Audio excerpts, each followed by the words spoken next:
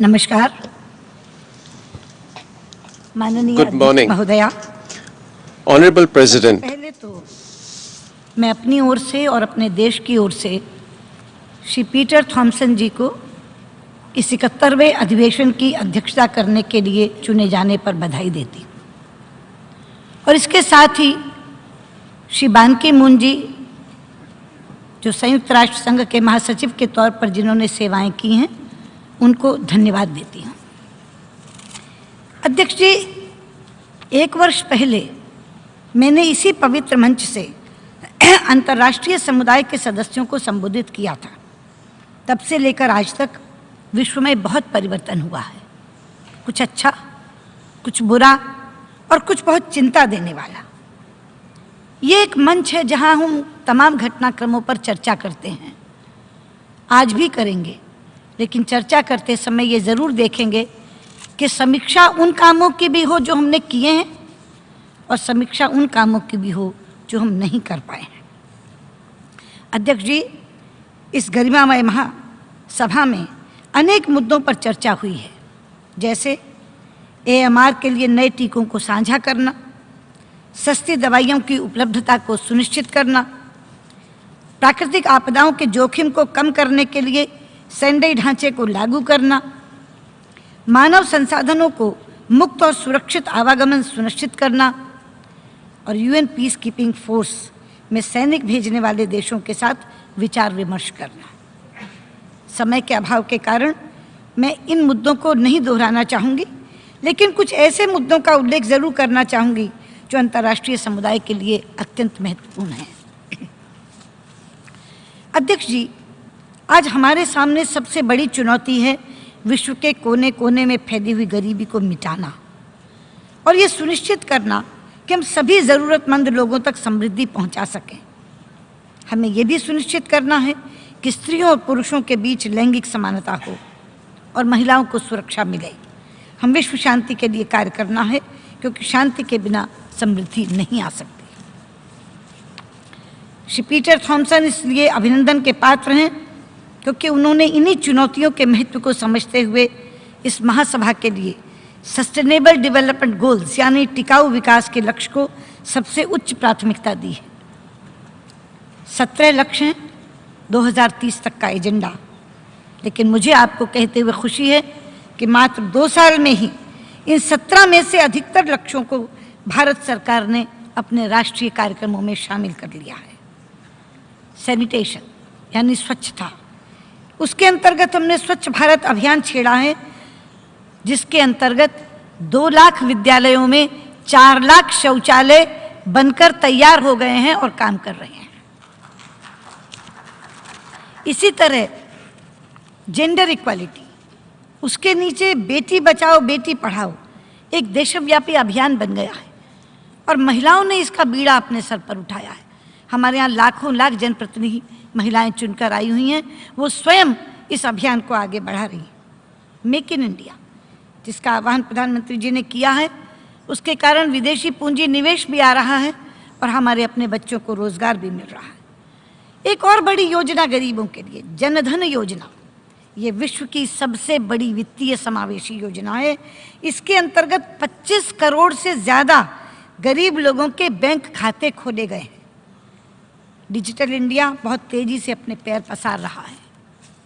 भारतीय युवाओं को कौशल युक्त बनाने के लिए अनेकानेक प्रशिक्षण कार्यक्रम चल रहे हैं, जिनसे हमारे युवा अपनी क्षमताओं का समुचित विकास कर सकेंगे। इस तरह की पहलों से भारत की विकास यात्रा में नए आयाम जुड़े हैं और आज आर्थिक मंदी के दौर में भी भारत विश्व की बड़ी अर्थव्यवस्थाओं में सबसे तेज़ी से विकास करने वाली अर्थव्यवस्था बन गया है। अध्यक्ष जी, हम सब जानते हैं कि मानवता का 1/6 हिस्सा भारत में रहता है। इसलिए यदि भारत में सस्टेनेबल डेवलपमेंट गोल्स, ये टिकाऊ विकास लक्ष्य सफल होंगे, तभी विश्व में सफल हो सकेंगे। हम एजेंडा 2030 को पूरे मनोयोग से लागू करने के लिए प्रतिबद्ध हैं। हमने तय किया है कि संसद के हर सत्र में एक दिन केवल SDGs पर हम चर्चा किया करेंगे, ताकि इनकी प्रगति पर सतत निगरानी रखी जा सके और मुझे विश्वास है कि इससे बहुत ही अच्छे परिणाम सामने आएंगे।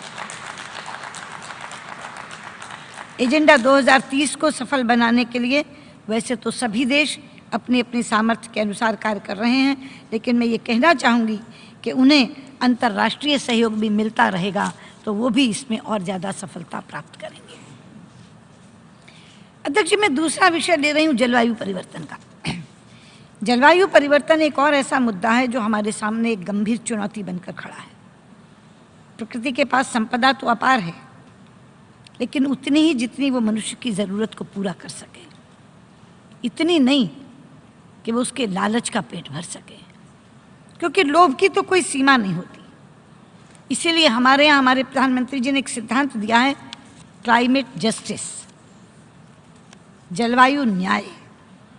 और हम ये मानते हैं कि अगर प्रकृति के साथ हम न्याय करें तो वो हमारे और हमारी भावी पीढ़ियों के साथ न्याय करेगी, लेकिन यदि हम उसका अंधाधुंध दोहन करेंगे तो वो क्रोधित हो जाएगी और अपना रौद्र रूप दिखाएगी।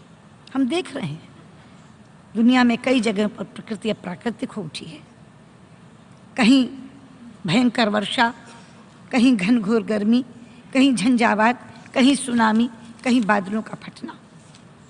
ये समय का तकाजा है कि अब हम असीमित खपत पर रोक लगाएं और अपनी जीवन शैली को पर्यावरण के अनुकूल बनाएं। योग इसका एक बड़ा माध्यम बन सकता है। योग भारत का वो प्राचीन ज्ञान है जो एक टिकाऊ जीवन शैली का प्रतीक है। पिछले 2 वर्षों से अंतर्राष्ट्रीय योग दिवस के लिए जो अपार समर्थन आप सबसे मिल रहा है, मैं आज इस मंच से आप सबके प्रति आभार व्यक्त करती हूँ। अध्यक्ष जी, पेरिस समझौते में common but differentiated responsibilities with respective capacities के सिद्धांत को स्वीकारा गया है, जिसका अर्थ है कि जिम्मेदारी तो सबकी साझी है, लेकिन देनदारी सबकी अलग अलग। इसलिए ये बेहद ज़रूरी है कि विकसित देश अपनी जिम्मेदारियों का निर्वहन करते हुए सभी की भलाई के लिए तकनीक भी दें और धनराशि दें, तभी ये कार्यक्रम सफल होगा। हमने अपने देश में बहुत महत्वाकांक्षी योजना बनाई है, जिसमें हमने वर्ष 2030 तक 40% ऊर्जा नॉन फॉसिल फ्यूल से बनाने का लक्ष्य रखा है। इसके लिए हमें एक निश्चित वातावरण की आवश्यकता होगी, क्योंकि बाहर से पूंजी निवेश करने वालों को वातावरण की निश्चिंतता चाहिए और हम इस प्रयास में लगे हुए हैं। इसके अलावा इंटरनेशनल सोलर अलायंस का गठन भी हमारी एक अभिनव पहल है, जिससे सौर तकनीक सभी को उपलब्ध हो सकेगी। मैं इस मंच से ये विश्वास दिलाती हूँ कि जलवायु परिवर्तन की दिशा में भारत एक अग्रणी भूमिका निभाएगा। और मुझे आपको खुशी है ये बताते हुए कि हमने निर्णय किया है कि पेरिस समझौते के लिए भारत अपना इंस्ट्रूमेंट ऑफ रेटिफिकेशन 2 अक्टूबर को जमा करा देगा। और ये स्थिति हमने सोच समझकर चुनी है, क्योंकि 2 अक्टूबर गांधी जी का जन्म दिवस है, जिनका संपूर्ण जीवन प्रकृति के संरक्षण को ही समर्पित रहा। अध्यक्ष जी, अब मैं एक ऐसे विषय पर बोलने जा रही हूँ जिस पर इस सभा में बैठा हर व्यक्ति चिंतित है, और चिंतित नहीं सोचने पर मजबूर है। इसी महीने इस शहर में हुए 9/11 आतंकी हमले की 15वीं वर्षगांठ थी। पिछले 15 दिनों में इसी शहर में एक और आतंकी हमले में मासूमों को मारने की कोशिश की गई थी। हम इस शहर के दर्द को समझते हैं। हम पर भी उरी में इन्हीं आतंकी ताकतों ने हमला किया था। विश्व इस अभिशाप से बहुत समय से जूझ रहा है, लेकिन आतंकवाद का शिकार हुए मासूमों के खून और आंसुओं के बावजूद इस वर्ष Kabul, Dhaka, Istanbul, Mogadishu, Brussels, Bangkok, Paris, Pathankot और उरी में हुए आतंकवादी हमले और सीरिया और इराक में रोज़मर्रा की बर्बर त्रासदियाँ हमें ये याद दिलाती हैं कि हम इसे रोकने में सफल नहीं हो रहे। अध्यक्ष जी, यहाँ बैठे सब लोगों को पहले तो एक बार ये स्वीकारना होगा, यदि हम आतंकवाद से लड़ना चाहते हैं, तो कि आतंकवाद मानवाधिकारों का सबसे बड़ा उल्लंघन है। सबसे पहले हम इसे स्वीकारें, आतंकवाद मानवाधिकारों का सबसे बड़ा उल्लंघन है, क्योंकि वो निर्दोष लोगों को निशाना बनाता है, बेगुनाहों को मारता है। वो किसी व्यक्ति या देश का नहीं, बल्कि मानवता का अपराधी है। और उसके बाद देखना होगा कि इन आतंकवादियों को पनाह देने वाले कौन कौन हैं। आतंकवादियों का न तो कोई अपना बैंक है, ना हथियारों की फैक्ट्रियां, तो कहाँ से उन्हें धन मिलता है? कौन इन्हें हथियार देता है? कौन इन्हें सहारा देता है? कौन इन्हें संरक्षण देता है? ऐसे ही सवाल इसी मंच से अफगानिस्तान ने भी कुछ दिन पहले उठाए थे। अध्यक्ष जी, इतिहास गवाह है कि जिस किसी ने भी हिंसक विचारधारा के बीज बोए हैं, उसका कड़वा फल उसे खाने को मिला है। ये छोटे छोटे आतंकवादी समूह जो छिटपुट काम कर रहे थे, आज इन समूहों ने मिलकर एक राक्षस का रूप धारण कर लिया है, जिसके अनगिनत हाथ हैं, अनगिनत पांव हैं, अनगिनत दिमाग हैं और साथ में है अति आधुनिक तकनीक। इसलिए अब अपना या पराया, मेरा या दूसरे का आतंकवादी कहकर हम इस जंग को नहीं जीत पाएंगे। पता नहीं ये दैत्य किस समय किस तरफ का रुख कर लेगा। इसलिए यदि हम आतंकवाद को जड़ से उखाड़ना चाहते हैं तो एक ही तरीका है, हम अपने मतभेद भुलाकर आतंकवाद के खिलाफ एकजुट हों, उसका मुकाबला दृढ़ संकल्प से करें और अपने प्रयासों में तेजी लाएं। हमें पुराने समीकरण तोड़ने होंगे, अपनी पसंदगियां नापसंदगियां एक तरफ रखनी होंगी, मोह त्यागने होंगे, एहसानों को भूलना होगा और एक दृढ़ निश्चय के साथ इकट्ठे होकर इस आतंकवाद का सामना करने की रणनीति बनानी होगी। ये मुश्किल काम नहीं है अध्यक्ष महोदय, केवल इच्छा शक्ति की कमी है। ये काम हो सकता है और ये काम हमें करना है। नहीं करेंगे तो हमारी आने वाली संततियां हमें माफ नहीं करेंगी।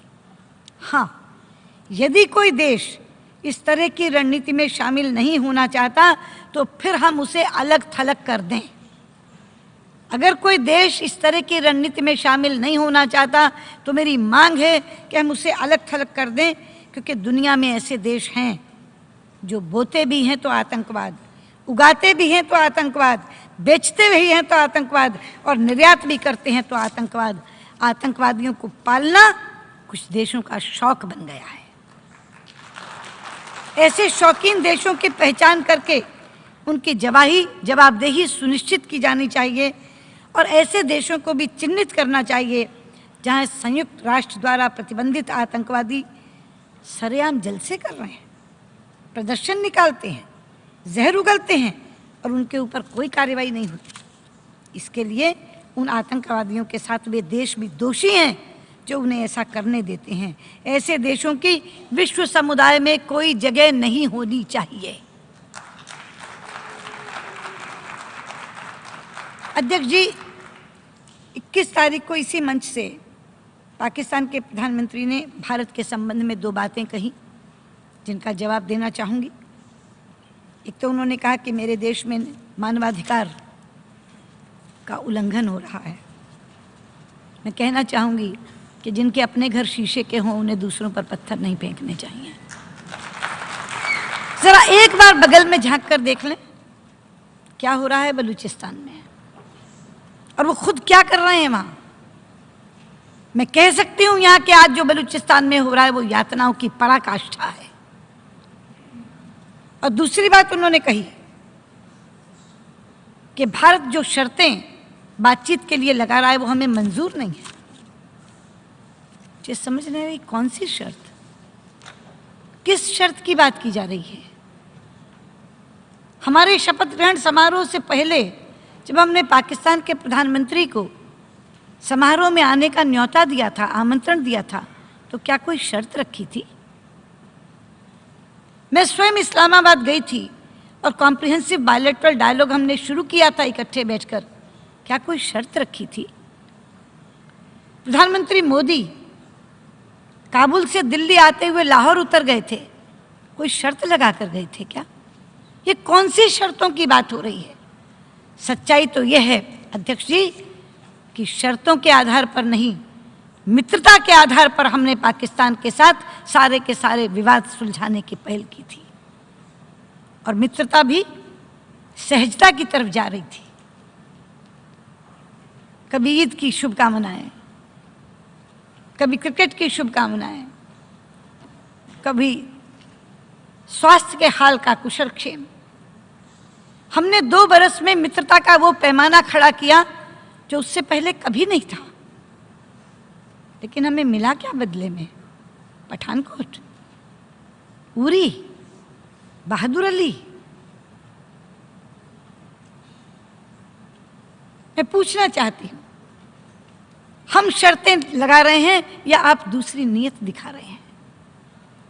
बहादुर अली तो जिंदा सबूत है हमारे पास, जिंदा, कि सीमा पार से आतंकवादी आया है, लिखित में सबूत है हमारे पास उसका।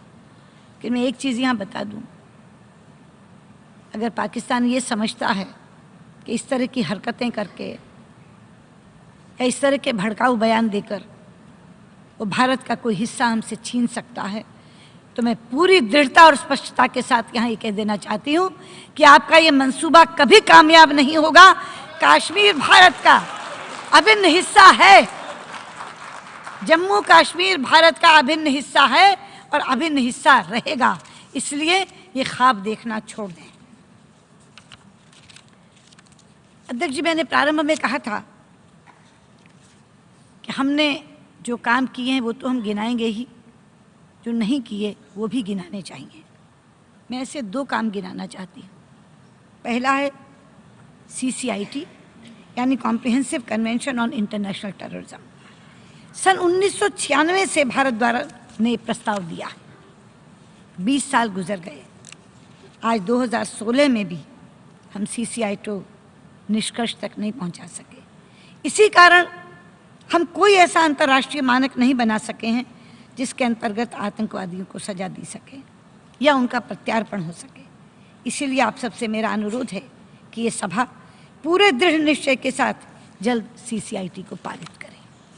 दूसरी बात, जैसे आतंकवाद से लड़ने के लिए हमें एक समकालीन नीति चाहिए, उसी प्रकार हमें एक ऐसी संयुक्त राष्ट्र सुरक्षा परिषद भी चाहिए जो आज के वैश्विक परिदृश्य के अनुकूल हो।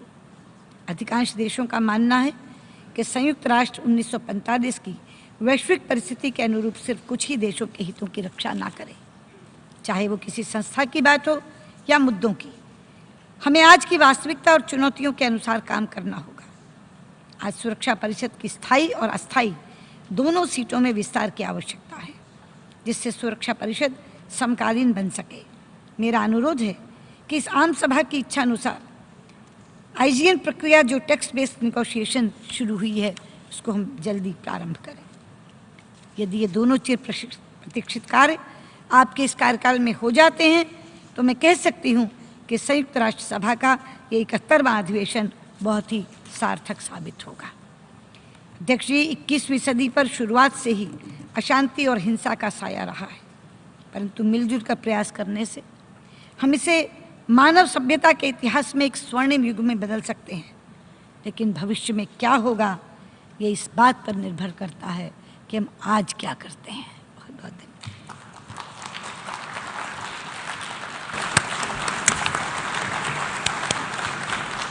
I thank the Minister for External Affairs of India for her statement.